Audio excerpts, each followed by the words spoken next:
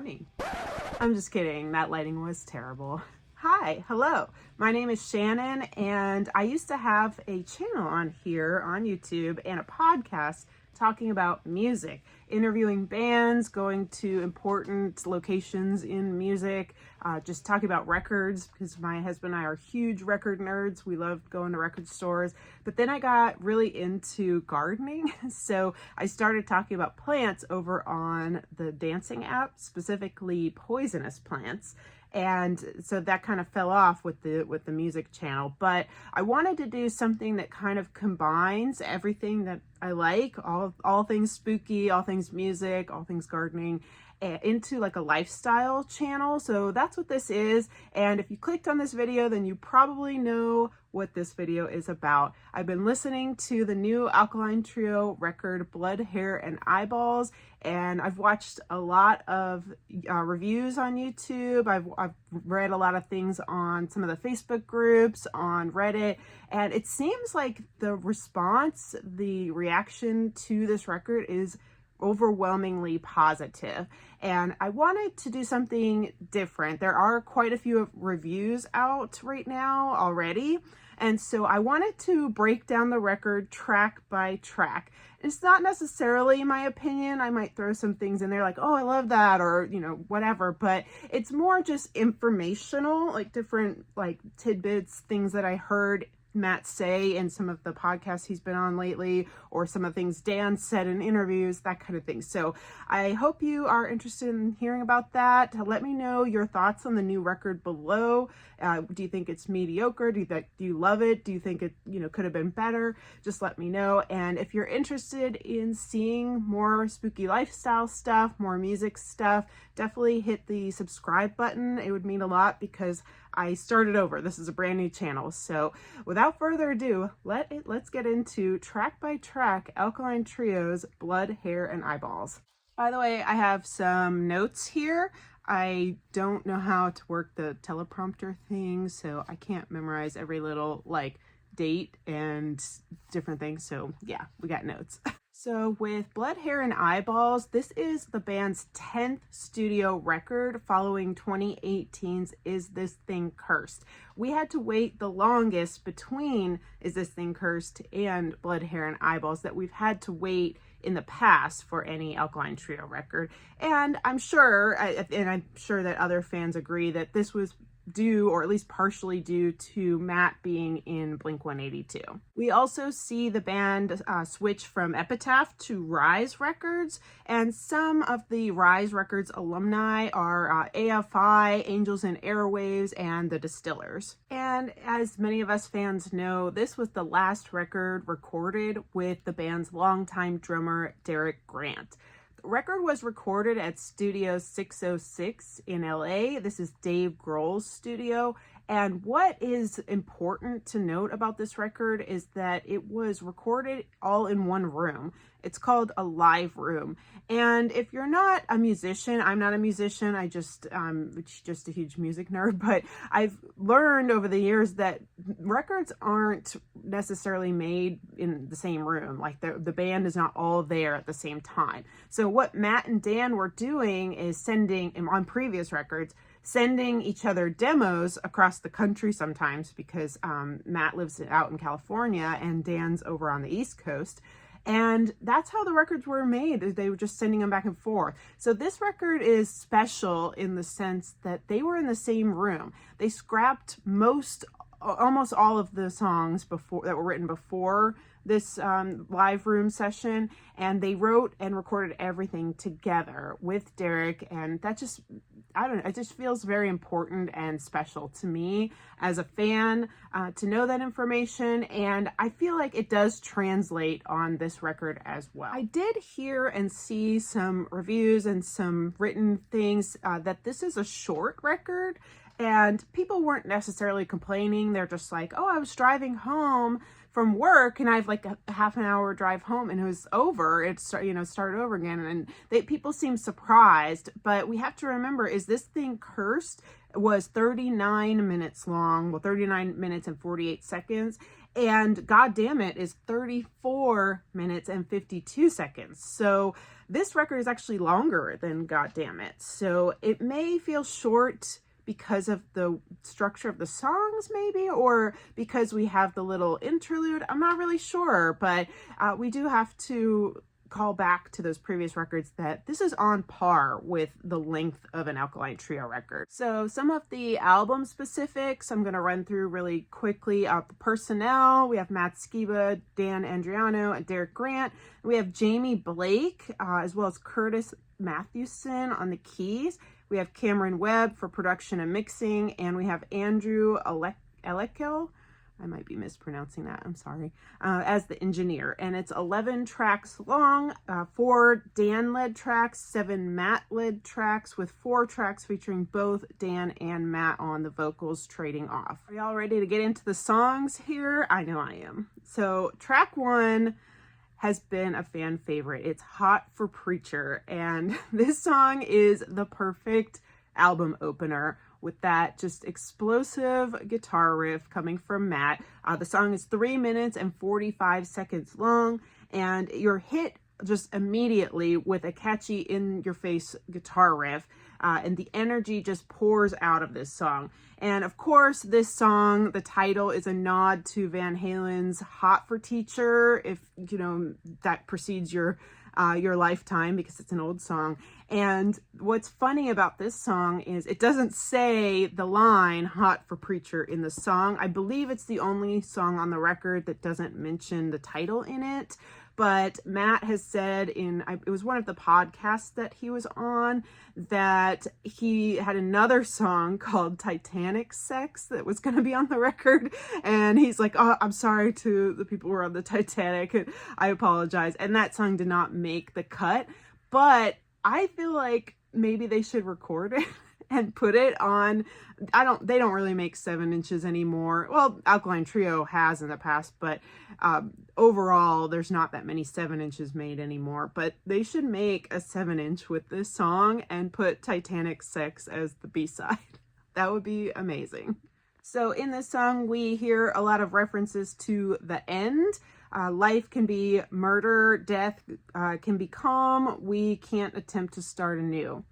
Hot Autumn Nights in Chinatown, this has been debated already online, whether he means like literal Chinatown, like there is a Chinatown in LA where Matt lives, as well as like, New York and other major cities. But also Matt has said in the past that he's a big fan of the movie Chinatown, so could be that as well, open for speculation. And also the line, boys will be poison, girls will be war. And this does call to the film, which did come out in 1974. The film is about deceit, corruption, and murder. So it could be the movie. We don't know until one of the band members, specifically says it, but interesting little tidbit. So track 2 is Meet Me, and this song is 3 minutes and 54 seconds, and this is probably one of the more polarizing songs on the record for the fans that I've seen online, because a lot of people don't like the I thing that's going on in this song. I don't know. I have to warm up to it, I think, on a personal level. I don't hate it, but my ear is not used to hearing that from Alkaline Trio. But one of my favorite bands of all time is Jawbreaker. And if you know their song Want, they do that as well. The I want you. So that's kind of like warms my heart in a sense, but we're not hearing it from Alkaline Trio a lot, so maybe that's what the issue is. But there is a Matt Skiba and the Secret song, I forget the title right now, that does that. So so going into the track a bit further, it does have a very like Alkaline Trio sounding guitar riff. But the reverb that we hear on Matt's vocal and the cadence in which he's singing is reminiscent of his other project, Heavens. And I love that. Heavens is a great project. I wish it would come back. I don't think it ever will, but if you were a fan of Heavens, you might hear a little bit of that in this song, Meet Me. Matt has stated that this song is about people calling loved ones while the September 11th attacks were happening. Meet me beneath the irons of the former awnings. So that is a very just strong picture that we're getting in our heads. And then we hear SOS, oh yes. And a couple fans have pointed out that there is a Promise Ring song called Emergency Emergency where Davy Von Bolen says SOS, oh yes. So it could be a call to that as well. And Promise Ring and Jawbreaker were very like tight contemporaries during the 90s emo scene. So that could be where Matt was kind of like, you know, feeling like that this song was like, it lives in that zeitgeist. I don't know, but it does have that feeling to me as well, that he is referencing Jawbreaker and the Promise Ring, because that, I don't know, that would just be too weird of a coincidence, but I don't know, maybe not. So moving on, we are on to track 3, Versions of You. And this song is 3 minutes and 13 seconds. It's the 3rd single off the record. And this is the first Dan-led track that we are getting on the record. And Dan states of the song, it's a song about sorting through the rubble of a broken friendship and realizing there's just nothing there to try to rebuild. That maybe the whole thing was artificial and driven by self-serving motives. So this is a broken friendship song. There are some truly great lines in this song that stay true to form for the band. That's my own words there. I thought I was still reading the quote, sorry. Nobody ever taught you how to take a punch. You just took one in the guts. That line just immediately stood out to me. It's so powerful. It's so Dan. I just love it. It's just a really strong lyric.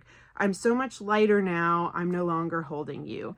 And so I really feel like some of the Dan's, well, all of the Dan songs actually are extremely strong on this record. It's some of his best writing, I feel like, and I just feel like it's such a treat to hear the band in such like their, I don't know, just I feel like this is like their ultimate form, maybe. I don't know, but I'm trying to keep my personal opinions out of it, but obviously that's not working so well. I'm trying to be objective here and just read more of like the facts, some informational stuff for you. But if you agree or you disagree with me, put it in the comments. I want to hear what you all think as well. So Bad Time is track 4. It's 2 minutes and 56 seconds. This is the shorter song on the record. And it's these, actually it is, I have the notes here, shortest track that isn't the instrumental song Interlude. So this is the 2nd single off the record. And the track, it's fun and it has like a dark humor to it that we know from this band. So it feels familiar and I love that. It's a bit literal with the lyrics, like, you know, this like it's a bad time, you know, for someone to be calling, but I still want to talk to you. But it's really fun. And it talks about the narrator, which I guess we presume is Matt, being indisposed. He's at a firefight. He's being stalked by bulletproof killer robots. He's at a drive-by. He's being stalked by Latin royalty. And he and Bobby just ate shrooms. So all these things are preventing him from being, you know, in a convenient place to talk to this person, but he still wants to talk to this person. Your sweet voice leaves me speechless. I should be under your spell right now. Classic Alkaline Trio lyrics mixing imagery of death, disaster, stalking, earnest sentiment, and emotion. That is Bad Time. If you haven't seen the video, check it out. It's pretty cool. Then we get track 5. This is Scars, and it's another Dan-led track, and it's 3 minutes and 28 seconds. We really see the dueling vocals come out that make this record feel really, really special. Another testament to how carefully crafted the guitars are on this record. I kept seeing that in a lot of the reviews, like, oh, the guitars, they are really awesome on this record. If you haven't like given it a listen specifically, like with your ear listening for that, go back and hear it again and you'll hear what I'm talking about. Some highlights of the song Scars. The overlapping vocal chorus is so cool. I love that. The line, never once been cut, but I see scars. And the transition into the next track, Break. So Break is the next track. It's track 6. And it's 3 minutes and 23 seconds. It is the 4th single. It was released right before the record dropped. And so we have some references to the end of days again, which is, Matt has said himself as well, just the overall theme of this record. You know, as we're going through the record here, we see that the end of days, the end of times, there's a lot of calling to like the references to the pandemic, that sort of thing. And Matt said in an interview that while Dan and himself are a lot healthier than they've been in years, there's still a lot of bullshit in the world to write about. So we do see that come through on this record, where we don't see a lot of themes of self-destruction and alcoholism. So there is a departure from that. But again, we hear lyrics like splashing around in our blood, which is similar to, of course, step 2, play in my blood from Good Mornings, This Could Be Love. And then we have screaming, God damn it, I can't get enough, or I cannot get enough. I was put on this planet to blink. So it kind of seems referential in a way, like little Easter eggs in there, but it's hard to say unless the band tells us themselves that he is referencing Blink-182. He is referencing the record, God damn it. Matt told Rolling Stone, thinking about what goes through world leaders' minds when they're declaring war on other nations, about this song. And the video is a puppet theater with marionettes dancing around the band. So if you haven't checked that out, definitely take a look. It's a cool video. And when we break down, when we fall apart, and when I fall down, I'll fall apart, from Little Needle off God Damn It. So I just feel like they did that on purpose for the fans, and just so it feels like a warm, cozy blanket. Like, it's just very familiar, and I really appreciate it as a fan. I like it, and I like finding little Easter egg things like that. I don't think it's lazy. Some people did mention that it's like, oh, they're just kind of recycling their old lyrics, trying to tap into what, you know, what made the band work before. But I don't feel like that at all. I feel like it feels so fresh, and they're just popping that in there, like, for the fans or for themselves or both. I don't know, I think it's neat.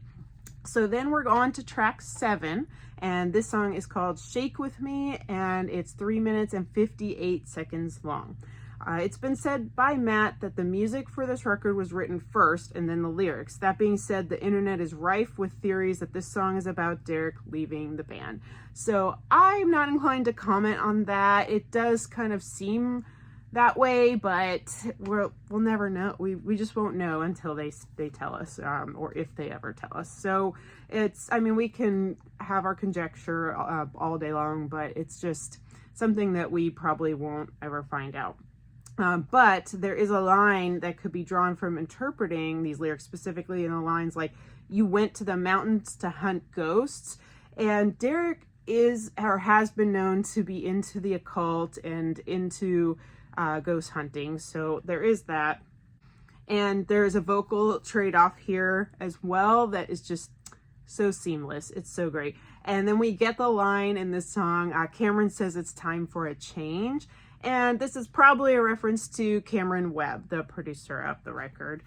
So then we are going straight into track 8 now, which is 3 minutes and 1 second long, and it is Blood, Hair, and Eyeballs. This is the title track, obviously. And if you don't know, or you haven't seen any of the interviews where Matt's talking about it, Blood, Hair, and Eyeballs is a phrase that his mom, Matt's mom, would say. She was a nurse or a worker at the hospital in Chicago, and when she'd come home or on her days off, people would ask her, like, how's the hospital going? And she'd say, oh, you know, blood, hair, and eyeballs, which is like, you know, there's a lot going on at the hospital. So and it's kind of a way of like, I'm not going to go into specifics. So that's where the title of the record came from, the title of the song. And this is the lead single off of this record. And I feel like that was a really good choice. And the video for it is just awesome. The zombies, it shows the silliness of the band. I love Dan with his mustache. Like, it's so refreshing seeing, especially Dan, be silly. It just warms my heart. So the video features pro skaters Steve Cabarello, Chris Cole, and more. And you can hear the song 97, the Alkaline Trio song, playing at the beginning of the video, which I think is a neat another little Easter egg, even though that's a little bit more obvious of one. The song and video are dark but humorous, a return to form for the band, something that feels fresh and new. The song has the same chords as Mercy Me, The Torture Doctor, Bleeder, She Lied to the FBI, Hell Yes, Private Eye, Into the Night. There's a YouTuber who pointed this out, Sugar Pill Productions. I put a link to his video below, but he plays all of these riffs, and it's called like Matt Skiba's favorite riff or something like that. And it is true, they do sound similar, but that's what makes this band have the sound that they have. You know, that's what makes Alkaline Trio, I think. So then after Blood, Hair, and Eyeballs, we get the interlude. So this is kind of unusual for Alkaline Trio to have a type of interlude. I'm not sure the meaning behind it, just kind of to let the record breathe, maybe, is my opinion. But this record is like, I don't know, it is kind of fast, it is kind of like punchy in your face, so maybe that's just kind of like a breather, a slow down point. But it's 1 minute and 5 seconds, track 9.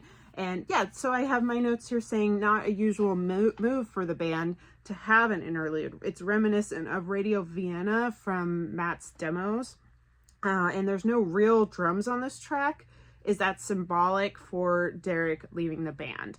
It's a nice segue into Broken Down Time Machine, though. This song, Broken Down Time Machine, seems to be one of the just most beloved songs on the record from fans, because I just kept seeing it over and over, and I'm like, oh, Broken Down Time Machine is so great, it's so great. And I'm just feeling the love for the Dan tracks from seeing things on the internet, from people's comments and reviews, and I just love that. So track 10, Broken Down Time Machine, is 3 minutes and 3 seconds, and this is another super strong Dan track. Dan shared on Going Off Track podcast that this is the only song on the record that was written before the album sessions that this song carried over to that. So remember, I said almost all of the songs were scrapped and they started over and wrote them all in the same room, the live room at Studio 606. Well, this one was the only one that remains. Anyway, the chorus is one of the strongest on the record, I feel like, and it's just a beautiful song, and it just fits so well on the record. I feel like it helps wind down the record. I could just go on, but we must march forward. We must go on. We must talk about Teenage Heart. So I will say this is the most standout track on the record as far as what I've seen people say online, and for myself as well.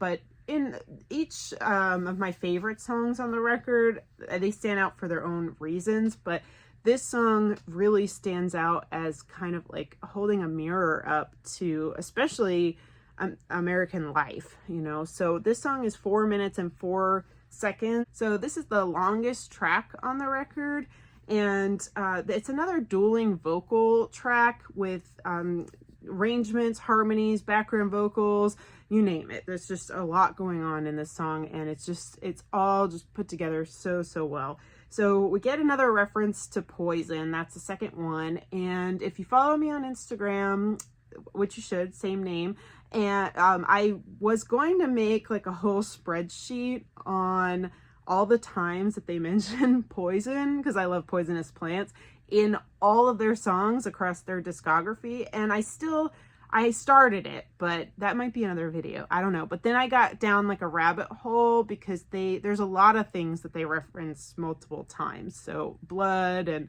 alcohol, that kind of thing. So the lyrics are very topical for this day and age. So the first 2 minutes of the song, we get like a verse, we get a hook, we think like, okay, this is the whole song, this is what we're getting, this is good. But about halfway between the song, like 2 minutes in, it changes. And the song, like, it's okay, yeah, so I have a note here, 1 minute and 58 seconds. We get the All I Want for Christmas is an AR-15 lyric. And I'd say that's one of the strongest, most powerful lines on this record, and the song also references fentanyl, which is a big problem in the US right now. So it is very topical. However, I guess I can't help but think about how it's going to stand up like 20, 30, 50 years from now.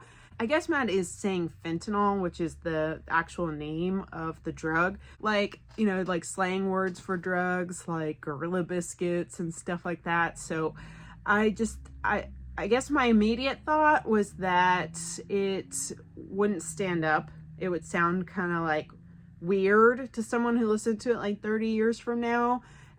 But they would still understand the sentiment behind the song. And you know, there's songs that still hold up many, many years later, like the Dead Kennedys' Nazi Punks Fuck Off. And so I think it will stand the test of time, but I did have like a knee-jerk reaction, like, oh, is this gonna like sound kind of weird like many years down the line? Because right now it's super topical. But I don't know why I had that knee-jerk reaction, because that's happened so much in history, in punk rock and in political music, just in music in general, like the 60s with the peace movement and stuff.